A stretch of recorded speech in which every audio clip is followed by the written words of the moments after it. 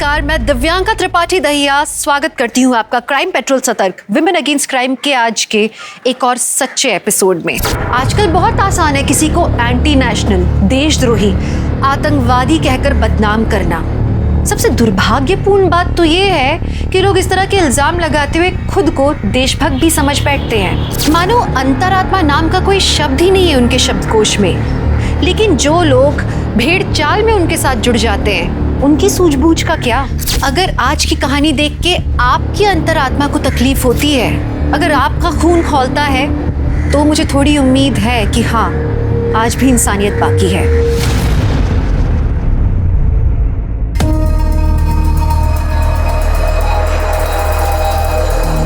आ गई हीरोइन। पता नहीं कहाँ से आती है और कहाँ जाती है।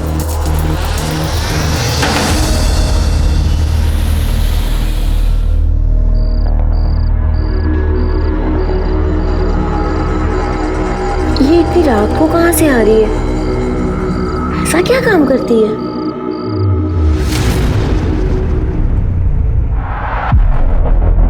अरे आजकल दिखाई नहीं देती हो, कहाँ रहती हो? वो काम से थोड़ा बाहर गए थे।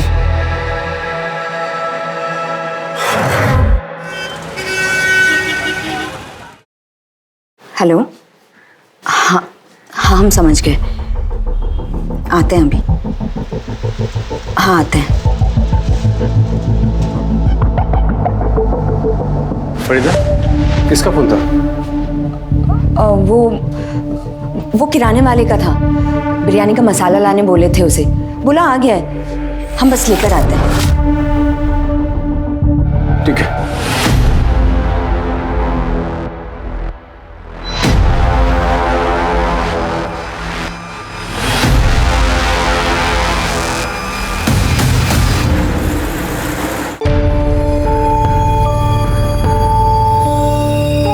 अरे बाहर जा रही हो क्या काम से?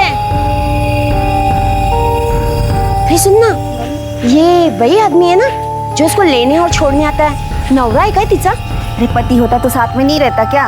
पता नहीं क्या है, शहर से बाहर जाना तो एक बहाना है। पक्का धंधा वंदा करती होगी।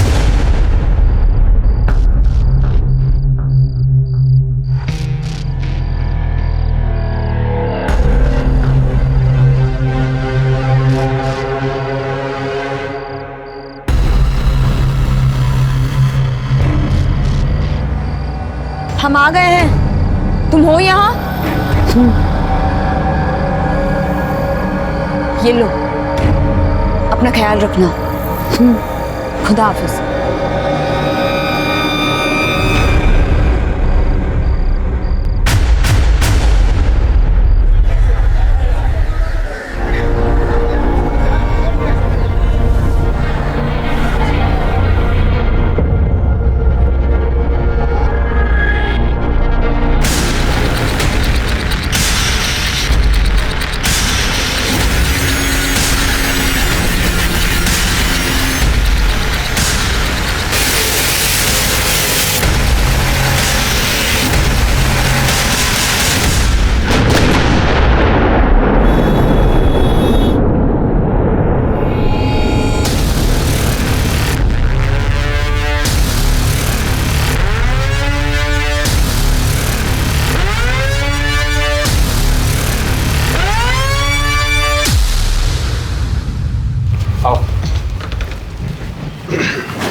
आमना, रियाज, ये देखो अम्मी तुम्हारे लिए क्या लाई है। मिठाई। तुम्हें पसंद है ना? हमें भी लड्डू खिलाइए।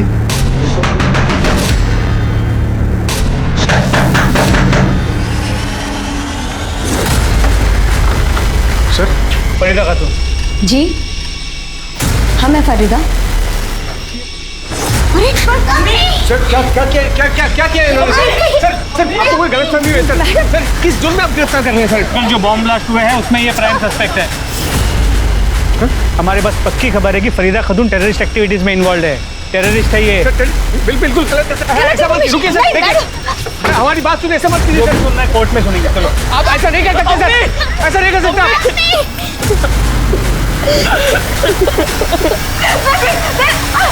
छोड़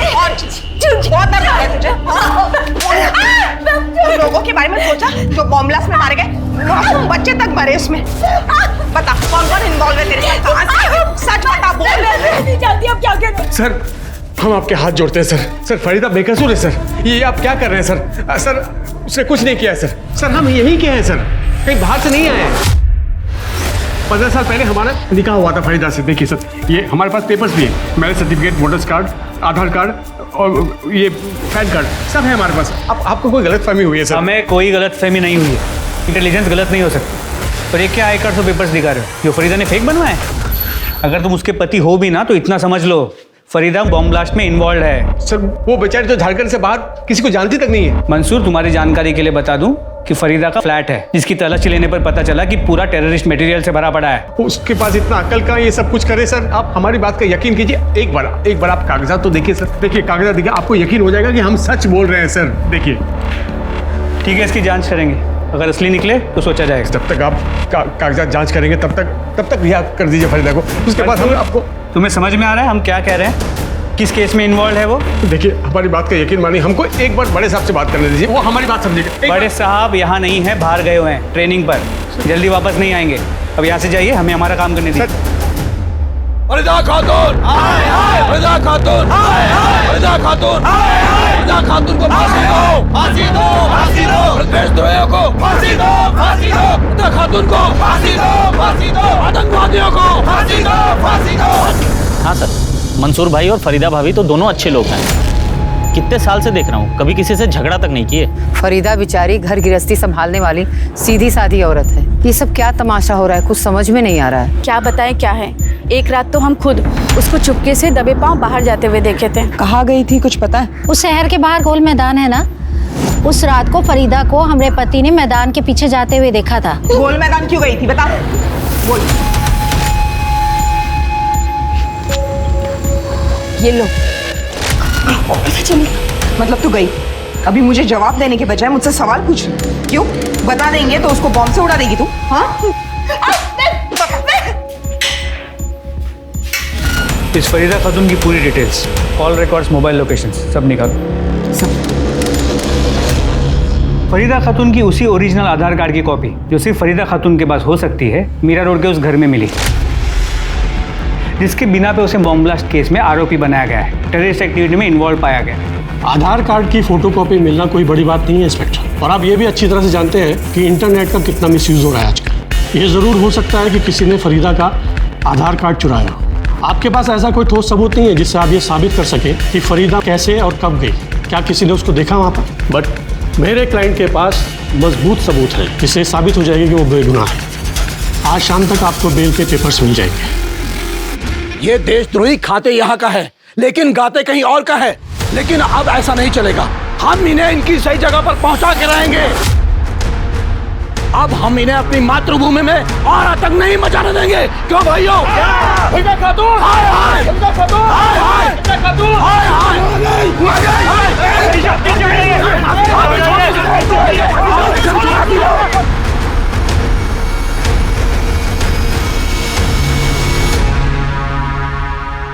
सर फरीदा के कॉल रिकॉर्ड्स में उसके पति मंसूर और बेटे रियाज के अलावा और कुछ नंबर मिले हैं जिन पे अक्सर बात होती है। सर और एक नंबर मिला है जिन पे 15 दिन में एक आध बार बात होती है, और वो भी मंसूर के नाम पर है। मंसूर का दूसरा नंबर? शायद सर। फरीदा की बेटी आमना के पास कोई मोबाइल फोन नहीं है ना?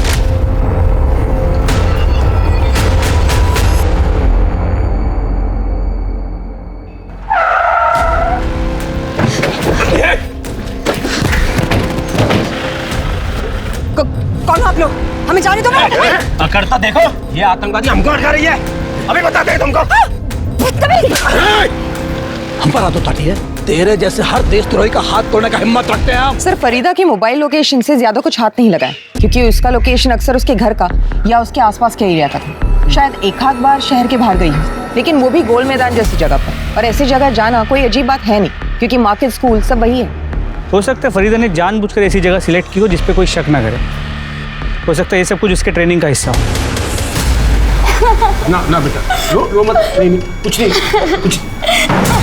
फरीदा खातून बाहर निकलो। उधर देख, उधर देख, तुम उधर देखो।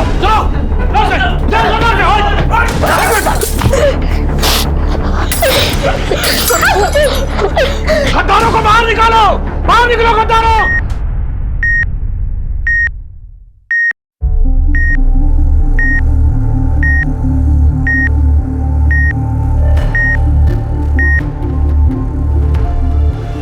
मैडम, तबीयत कैसी है फरीदा की? ये तो अच्छा हुआ कि आप उन्हें टाइम पर यहाँ ले आए। फरीदा को घर कब ले जा सकते हैं? कम से कम 2-3 दिन लगेंगे। एक बार रिकवर हो जाए फिर आप इन्हें ले जा सकते हैं। डॉक्टर साहब, फरीदा खातून कैसी? खुदा के वास्ते आप झूठी हमदर्दी दिखाना बंद कीजिए सब। आप ही लोगों के झूठे इल्जाम की वजह से हमारा परिवार इस हाल में है। आपको तो ये देख के तकलीफ हो रही होगी कि फरीदा बच कैसे गई, है ना? मंसूर जी, हमारी आपसे कोई निजी दुश्मनी नहीं है, हम सिर्फ अपना काम कर रहे हैं और आपकी हिफाजत भी हमारा काम है। इसलिए आज के बाद से 2 कांस्टेबल हमेशा आपके घर के बाहर रहेंगे ताकि आज जो हुआ है वापस ना हो। वाह साहब वाह, पहले वो भूखे भेड़ियों के सामने हमें फेंक दिया और अब बचाने का नाटक कर रहे हैं। नहीं चाहिए सर, हमें आपकी कोई हमदर्दी नहीं चाहिए। हमारा अल्लाह हमारे साथ है, वो सब देख रहा है और सबको देख रहा है साहब, वो इंसाफ करेगा।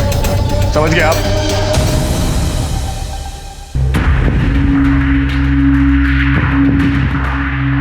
बम ब्लास्ट की मुख्य आरोपी फरीदा खातून को आज डिस्चार्ज कर दिया गया है हॉस्पिटल से। चलिए हम आपको लेके चलते हैं उस हॉस्पिटल पर जहां से फरीदा खातून डिस्चार्ज हो रही है। ये गद्दार, आतंकवादी, सेलिब्रिटी बन गई है। नाटक तो देखो इसका। अब थोड़ा सा काम नहीं चलेगा, ऐसा सबक सिखाना पड़ेगा कि कभी भूल ना सके। फरीदा, तुम अभी अभी अस्पताल से आई हो, क्यों दरवाजा खोली हो? आराम करो ना। कोई बात नहीं। अरे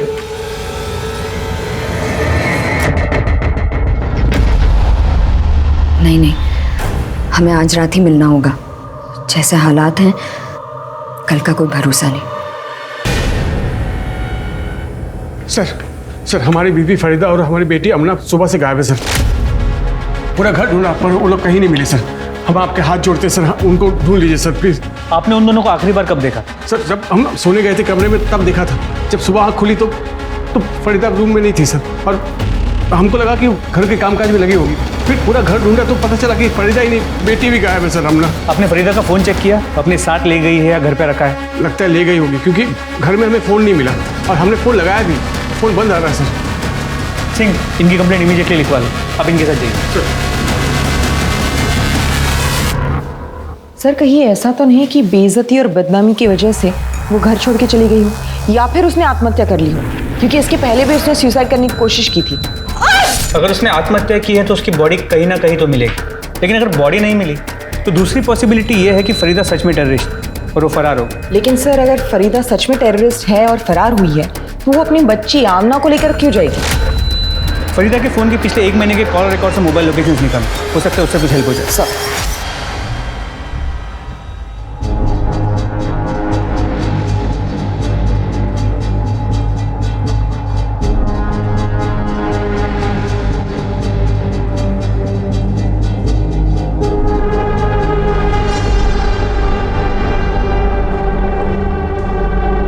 सर, ना तो फरीदा और आमना को किसी ने देखा है और ना ही दोनों के डिस्क्रिप्शन जैसे डेड बॉडी किसी को मिली है।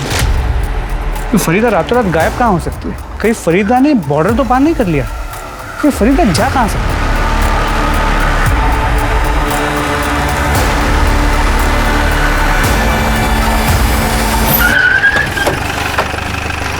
Welcome back sir. ट्रेनिंग कैसी रही? ट्रेनिंग के बारे में बाद में बात करेंगे, पहले फरीदा खातून का क्या केस है वो बताओ। सर, जिस दिन से फरीदा और आमना गायब हुए हैं उस दिन से हम फरीदा का फ़ोन ट्रैक कर रहे हैं। सभी जगह तलाशी मिली लेकिन कोई लीड नहीं मिली। सर, फरीदा के मोबाइल लोकेशन के अकॉर्डिंग उसकी लास्ट लोकेशन शहर के बाहर ओल्ड माइंस की दिख रही है।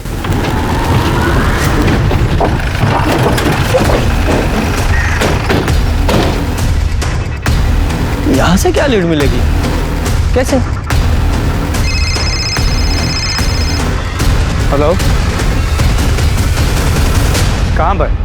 ठीक है, हम आते हैं। सर, यहाँ से कुछ ही दूरी पे एक बच्ची की डेड बॉडी मिली है। तुम्हें क्या लगता है ये आमना को कौन मार सकता है? फरीदा? सर, मुमकिन तो है, शायद उसके साथ जाने की जिद भी की। फरीदा उसे साथ में ले नहीं जा सकती थी, इसलिए मार दी। तुम्हारा मतलब है कि बेटी माँ पे बोझ बन सकती थी इसलिए मार दिया। और मान लो फरीदा ने नहीं मारा तो फिर ऐसा कौन है जिसने से मारा हो और क्यों? सर, आसपास का पूरा एरिया चेक किया पर मर्डर वेपन नहीं मिला। सर, देखने में तो रेप या सेक्सुअल असॉल्ट जैसे कुछ लग नहीं रहा, लेकिन पेट में चाकू से कई वार किए गए, शायद उसकी वजह से उसकी मौत हुई। बाकी पूरी बॉडी पर कोई निशान नहीं है। सर आमना के हाथों के नाखून में स्किन जमा हुआ। इसका मतलब आमना ने खुद को बचाने के लिए कातिल पे अटैक किया होगा और उसी कोशिश में उसके हाथ के नाखूनों में उसकी स्किन फंस गई। काम करो, ये जो आमना के नाखूनों में स्किन है इसे डीएनए टेस्ट के लिए भेजो और इसकी फैमिली को बुलाओ, आइडेंटिफाई कराओ और पोस्टमार्टम के लिए भेजो। सब आमना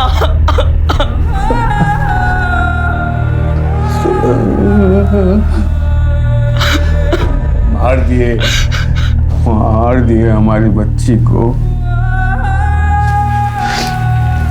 फरीदा को भी मार दिए होंगे ये लोग। नकली देशभक्त बने फिरते हैं, दूसरों की बहन बेटी की इज्जत उछालना, को जान से मार देना अपना हक मानते हैं। झूठी देशभक्ति के नाम पर मासूम लोग पर जुल्म करते, मार दिए बच्ची को साहब। ये सूर्य कुमार उसका आदमी लोग सब हमारी बच्ची हमने फरीदा रियाज हम सबको सरेआम वसीयत किया, सिर्फ देशभक्ति के नाम पे। ये जो कुछ भी बोल रहा है सच बोल रहा है? ये सब कुछ हुआ है इसकी फैमिली के साथ, वो भी देशभक्ति के नाम पर? जी सर, एक्चुअली सूर्य कुमार नाम के एक लोकल आदमी और उसके लोगों ने इसकी पूरी फैमिली को बहुत तकलीफ दी है। अरे कौन है सूर्य कुमार, और तुमने उसके अगेंस्ट कोई एक्शन क्यों नहीं लिया? इस सूर्य कुमार को उठाओ, आज ही इसका सूर्यास्त करते हैं। देखिए, हम अपना पर्सनल स्वार्थ के लिए कुछ नहीं किए, हम जो भी किए देश के लिए किए। अपनी गिरी हुई हरकतों और सड़ी हुई सोच को देशभक्ति के नाम पे मत छुपा। कानून हाथ में लेता है अपने, है कौन तू? कौन है? हे दरोगा, देखो हम बोल दे रहे हैं, हम पर हाथ मत उठाना वरना। उठाया हाथ, अभी लात भी चलेंगी और डंडे भी। क्या करेगा तू? क्या करेगा? क्यों मुंह काला करेगा उस बच्ची की तरह? देखिए, विश्वास कीजिए हमारा, हम बाकी सब जो बोले माने वो सब सही है, लेकिन हम किसी का मर्डर नहीं किए हैं। नहीं मारा तुमने। शर्मा, इसकी सारी डिटेल्स मुझे चाहिए, इसके कॉल रिकॉर्ड, इसकी मोबाइल लोकेशन, छोटी से छोटी हर चीज। पहले ही केस में इतनी कॉम्प्लिकेशंस है और बढ़ती ही जा रही हैं, समझ में नहीं आ रहा है। इसे सॉल्व करने के लिए इसे शुरू से देखते हैं। बम ब्लास्ट में फरीदा खातून इन्वॉल्व थी, ये इन्फॉर्मेशन कहाँ से मिली? मुंबई पुलिस के बोरीवली मेन ब्रांच से। इसका मतलब मुंबई चलना पड़ेगा, शायद वहीं से पता चले ये फरीदा कहाँ है।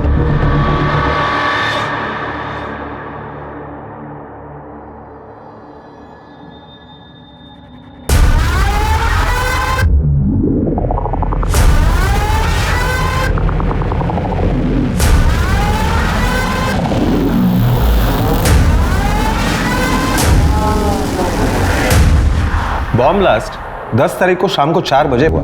उसी रात एक गुमनाम आदमी ने हमारे कंट्रोल रूम को फोन करके ये बताया कि मीरा रोड के गणेश नगर में एक औरत रहती है जो इस बॉम्ब ब्लास्ट में इन्वॉल्व है। हम फौरन वहां पहुंचे, देखा तो दरवाजा बंद था। दरवाजा तोड़कर जब हम अंदर पहुंचे तो देखा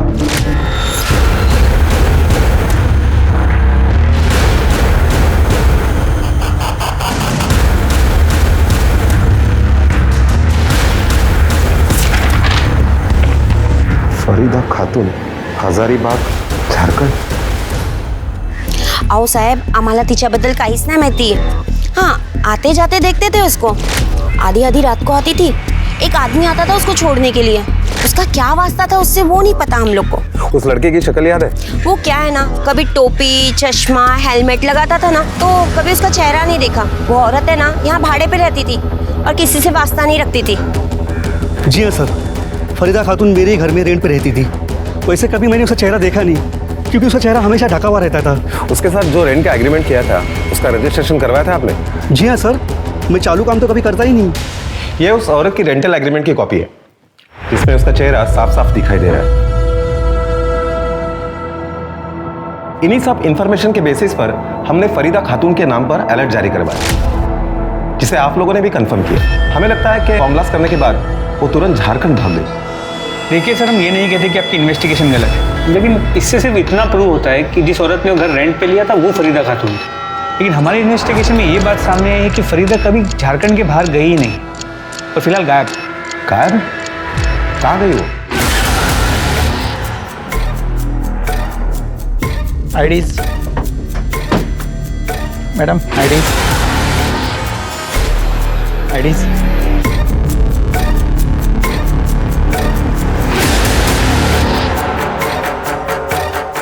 मैडम, आईडीज आपकी आईडीज दिखाइए।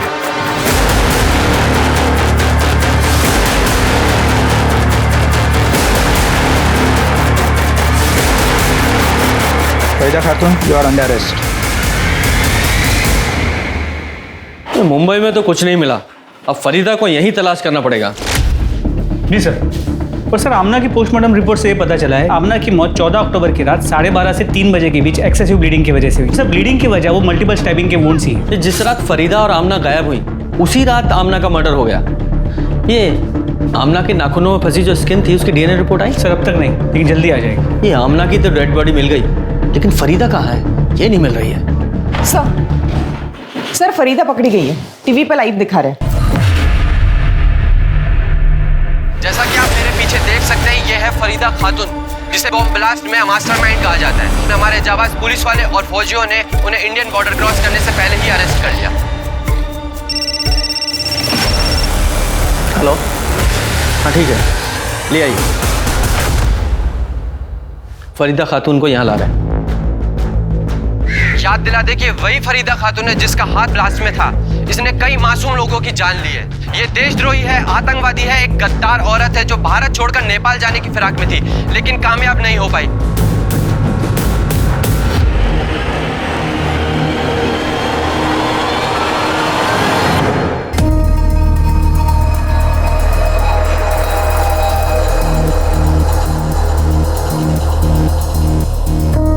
तुम कौन हो?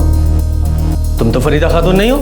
सर, यही बात तो मैं कब से इन लोगों को बताने की कोशिश कर रही हूँ, पर कोई मेरी बात सुन ही नहीं रहा है। सर, मेरा नाम रेशमा थापा है और मैं नेपाल की सिटीजन हूँ।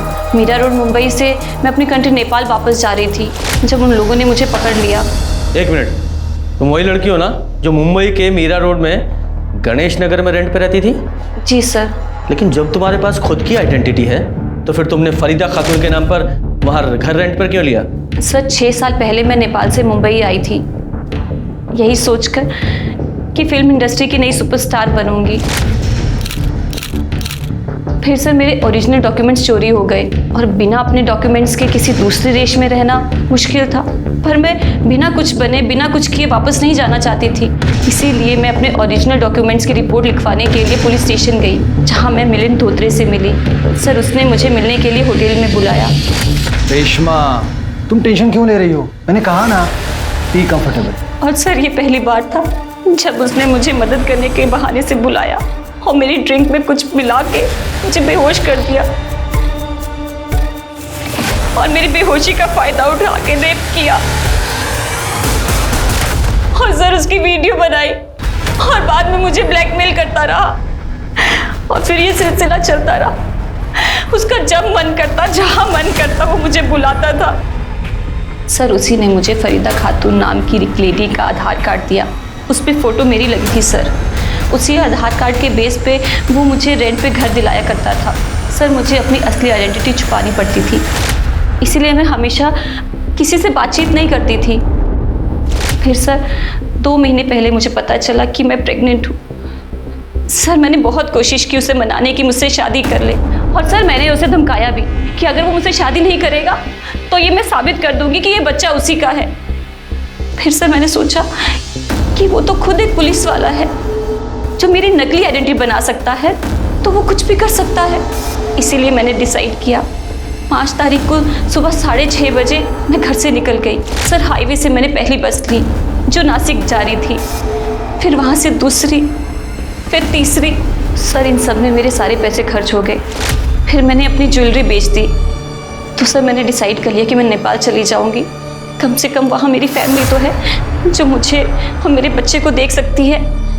सर, मैं वहीं जा रही थी जब उन लोगों ने मुझसे आईडी प्रूफ मांगा, तो सर मैंने फरीदा खातून का आधार कार्ड दिखा दिया और सर उन लोगों ने मुझे डेढ़ समझ के पकड़ लिया। तुम्हें पता है जिस दिन तुम मुंबई से भागी थी, यानी कि 5 अक्टूबर को, उसी दिन बॉम्ब ब्लास्ट हुआ था?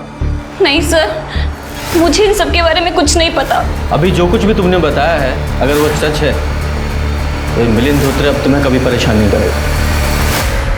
सर आपको गलत इन्फॉर्मेशन मिली है, मैंने कुछ नहीं किया है। एक डीएनए रिपोर्ट ये साबित कर देगी कि रेशमा के पेट में जो बच्चा है ना वो तेरा है, और फिर तेरी सारी कहानी खत्म। बता सच्चाई क्या है? इसे नहीं मानेगा। सर वो रेशमा सही बोल रही है, मैंने नशे की दवाई उसको शराब में मिला के पिलाई थी और उसके साथ वो सर मैंने उसको फरीदा खातून के नाम से अलग अलग जगह पे भी रखा था। सब कुछ ठीक चल रहा था सर, फिर वो शादी की रट लगाने लगी। अभी मैं अपने बीवी बच्चों को कैसे छोड़ सकता हूँ सर? इतना वफादार है तू? आगे बोल। वो 5 तारीख को जो बॉम्ब ब्लास्ट हुआ था ना, तो मुझे आइडिया आया कि मैं रेशमा को उसमें फंसा दूंगा। इसके लिए उसके घर में गया और टेरर सेल एक्टिविटी में जो पैम्पलेट्स हम लोग को मिले थे वो मैंने उसके घर में फैला दिया। सर मेरे को मालूम नहीं था कि वो सुबह ही जा चुकी है, मुझे लगा बेडरूम में सो रही है। उसके बाद मैंने पुलिस को गुमनाम कॉल किया। मुझे लगा सर कि वो एक बार बॉम्ब ब्लास्ट के केस में अंदर जाएगी तो ज़िंदगी भर प्रूफ नहीं कर पाएगी कि वो टेररिस्ट नहीं है। धोत्रे, अब तू जिंदगी भर कुछ प्रूव नहीं कर पाएगा। मोरे, चार्जशीट बनवाया चाहिए। सर सुनिए। देखा आपने कैसे एक भ्रष्ट आदमी ने अपनी जिंदगी बचाने के लिए मासूम औरतों की जिंदगी सूली पे चढ़ा दी। आखिरकार सच पुलिस के सामने था कि किस तरह से झूठे बॉम्ब ब्लास्ट के केस में फंसा के फरीदा के आधार कार्ड की कॉपी का गलत इस्तेमाल हुआ था। एक पुलिस ऑफिसर मिलिंद धोत्रे, जिसने जनता की सेवा की शपथ ली थी, उसने न सिर्फ रेशमा को फंसाया बल्कि अपनी पत्नी को भी धोखा दिया, और इसकी सबसे बड़ी कीमत चुकाई फरीदा ने, जिसका दूर दूर तक इस मामले से कोई लेना देना नहीं था। उसकी बेटी आमना की मौत का राज अब तक नहीं सुलझा था और उसका परिवार अब तक आतंक में जी रहा था। पर फरीदा थी कहाँ, वो क्यों और कहाँ गायब थी? साहब, आप जो औरत को बॉर्डर से लाए हो वो फरीदा खातून नहीं है, वो कोई और है। लेकिन तुम्हें कैसे पता? उसकी शक्ल तो हमने कहीं दिखाई नहीं है। क्योंकि फरीदा खातून पिछले 2 दिन से हमारे पास थी, हम उनको पहचानते हैं और पोस्टर भी देखे हमने। थी मतलब? अब कहाँ है? मालूम नहीं साहब, शहर के बाहर हमारा चाय का ठेला है। कुछ दिन पहले एक आदमी आया था, उसने कहा यहीं पास में खाना बना कर दे सकते हो? हमने कहा हाँ। उसने कहा कि दरवाज़ा बंद रहेगा, औरत को खाना देकर दरवाज़ा बंद करके जाना। लेकिन जब हम वहाँ पहुँचे तो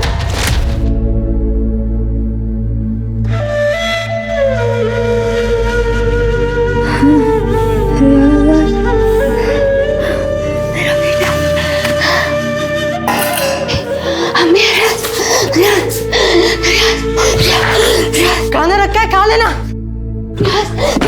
हम 3 दिन तक उसको खाना देते रहे, लेकिन उस औरत की हालत बिगड़ती जा रही थी और हम समझ गए वो आदमी उसके साथ गलत कर रहा है। और हमको रियाज बोलती थी और एक बात बड़बड़ाती रहती थी कि आमना को मार दिया, आमना को मार दिया।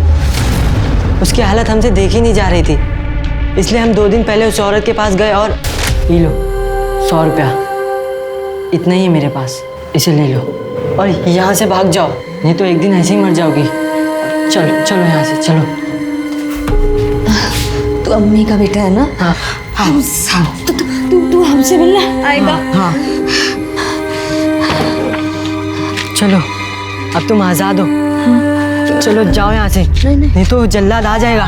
जाओ। नहीं, हम नहीं, हमारे साथ चलो, चलो हमारे साथ। हम आएंगे, तुम जाओ, हम आएंगे। तू मेरा बेटा अम्मी से मिलने आएगा? हाँ हाँ हम आएंगे, तुम जाओ यहाँ से, जाओ। सब साथ रहेंगे, सब खुश रहेंगे। तुम्हें पता है वो कहाँ गई है? नहीं मालूम साहब, उसके बाद हम अपने काम पे लग गए, ऊपर से वो जल्लाद का डर। कौन जल्लाद? कौन था वो आदमी? मालूम नहीं साहब, लेकिन हमारे चाय के ठेले पे आता था। फरीदा को भगाने के बाद हमें हड़काने आया था। हमने कह दिया शायद गलती से हमसे दरवाज़ा खुला छूट गया। उस आदमी का हुलिया बता सकते हो, कैसा दिखता था? हाँ साहब। Sketch artist बुलवाओ।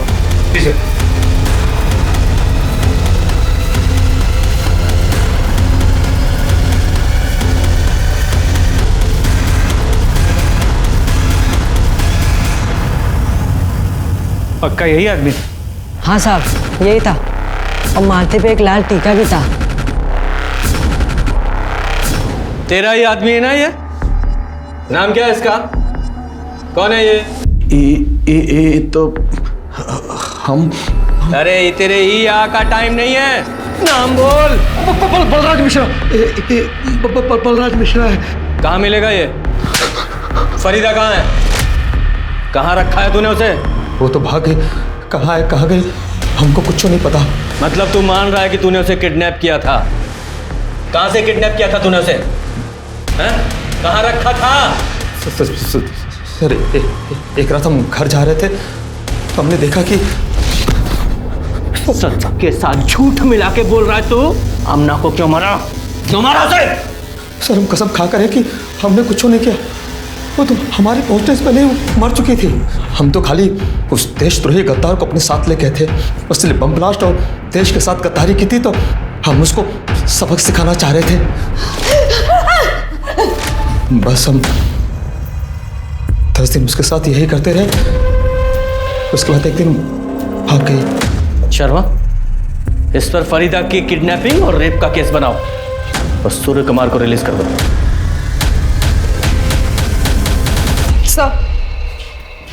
सर एक इन्फॉर्मेशन मिली है, मंसूर के घर में उसके साथ कोई और औरत रह रही है। कौन? सर ये तो कह नहीं सकते, किसी ने उसका चेहरा नहीं देखा है। कहीं वो फरीदा तो नहीं है? आप कैसी बात कर रहे हैं सर? फरीदा यहाँ वापस आती तो हम आपको इन्फॉर्म नहीं करते हैं क्या? तो फिर ये मोहतरमा कौन है?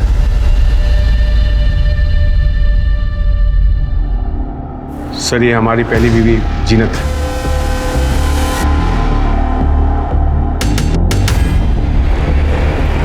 जीनत।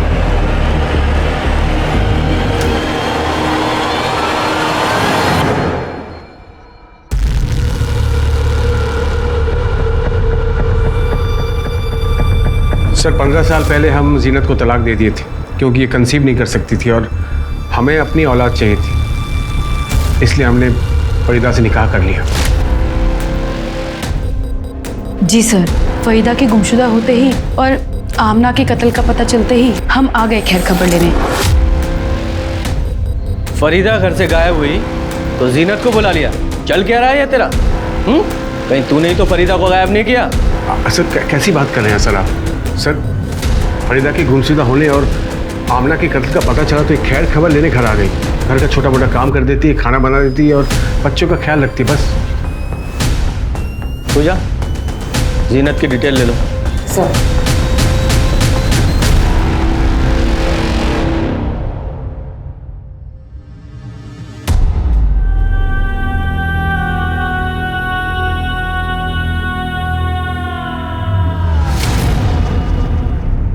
जहां एक तरफ पुलिस फरीदा की तलाश में दिन रात एक कर रही थी, वहीं फरीदा इंसाफ की सारी उम्मीदें छोड़कर मंदिर के बाहर भीख मांगकर पेट भर रही थी। वही फरीदा जिसका एक हंसता खेलता परिवार था, जिसके नाम का एक मक्कार आदमी ने अपने फायदे के लिए गलत इस्तेमाल किया, जिसने उस पे देशद्रोही का स्टैंप लगा दिया। और सिर्फ उस आदमी ने नहीं, पूरे शहर ने, पूरे देश ने मिलके उसका अपमान किया। आज वो बेचारी भिखारन बने घूम रही थी। क्या फरीदा की तकलीफें यहाँ खत्म होने वाली थी? फरीदा की तलाश के चलते जीनत पुलिस की नजर में आई थी, लेकिन पुलिस को पता चला कि जीनत सच कह रही थी। फरीदा 15 दिन में से एक बार जिस नंबर पे कॉल करती थी वो नंबर जीनत का ही था। बावजूद इसके पुलिस ने फैसला किया कि वो जीनत पर नजर रखेंगे, उसके कॉल रिकॉर्ड्स और लोकेशंस निकालेंगे। पुलिस को हैरानी थी कि मंसूर ने जीनत के उसके साथ आके रहने वाली बात पुलिस को क्यों नहीं बताई। तो क्या मंसूर ने फरीदा के मिलने की आस ही छोड़ दी थी? उस आस पर जिस पे पुलिस अब तक कायम थी। पुलिस को उसके बारे में खबर मिली, लेकिन उस हाल में नहीं जिस तरह से पुलिस उसे ढूंढ रही थी। सर, चाकू से पेट पे अनगिनत वार किए गए। जिसने भी फरीदा को मारा है उसने ये कंफर्म किया कि वो बचेगी नहीं। सर इस तरफ।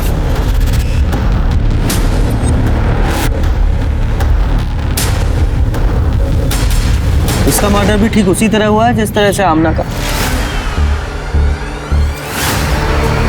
ये दमयंती है, मंदिर के बाहर भीख मांग के अपना गुजारा करती है। सबका कहना यह है कि फरीदा सिर्फ इनके साथ ही बात करती थी। फरीदा के बारे में आप कुछ बता सकती हैं? ये कुछ दिन पहले यहाँ आई थी, मंदिर की सीढ़ियों पर बैठकर भीख मांगा करती थी। साहब यहाँ के लोकल गुंडे हैं ना, उसको उतना ही पैसा रहने देते थे कि वो पेट भर के खा सके। बड़बड़ाती रहती थी कि आमला को मार डाला, आमला को मार डाला। वो रियाज को याद करती रहती थी। हमने पूछा भी, 2 दिन पहले अचानक अचानक से दिखा कि मुझे फोन करना है।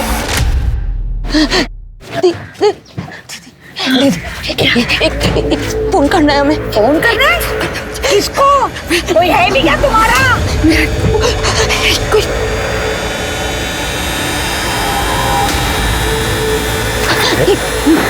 एक फोन करना भाई साहब, फोन करना दो ना भाई साहब, मुझे बहुत जरूरी फोन करना है भाई साहब, एक फोन करना है। अच्छा ठीक है। किसको फोन किया था उसने? मुझे तो पता नहीं। अच्छा, आप बता सकती हैं कौन था वो आदमी जिसके फोन से फरीदा ने कॉल किया था? नहीं, मैं तो नहीं जानती हूँ। साहब, फरीदा ने किसके फोन से कॉल किया था मुझे क्या पता। हजारों श्रद्धालु आते जाते रहते हैं यहाँ पे। शर्मा, मंसूर से बॉडी आइडेंटिफाई करा के पोस्टमार्टम के लिए भेजो। सर।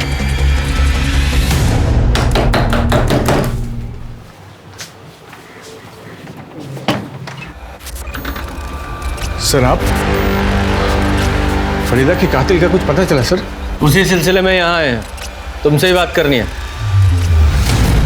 22 तारीख की रात 12:30 बजे तुम्हारे फोन की लोकेशन वही थी, राम मंदिर के पास जहां फरीदा का मर्डर हुआ। सबूत नंबर 2, फरीदा जिस दिन घर छोड़कर निकली थी उसने आखिरी कॉल तुम्हें किया था। और सबूत नंबर 3, ये डीएनए रिपोर्ट, उसमें आमना के नाखूनों में फंसी हुई स्किन तुम्हारे। बोलो, बताओ पूरी कहानी। फरीदा बहुत अच्छी इंसान थी। मंसूर के छोड़ने के बाद हमारा साथ दिया करती थी। ये लो, पैसे से हमारी मदद किया करती थी। हमारे पास कमाने का तो कोई रास्ता था ही नहीं। फिर जब वो टेररिस्ट दहशत कर बताई गई तो जेल गई, खुदकुशी करने की कोशिश अस्पताल गई।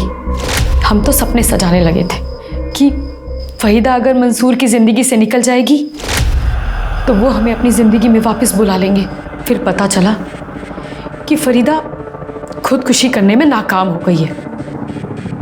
एक रात उसका फ़ोन आया कि आज ही उससे मिलना होगा, आखिरी बार वो पैसों से हमारी मदद करेगी, क्योंकि घर वालों की बेहतरी के लिए वो हमेशा के लिए शहर छोड़ के जा रही है।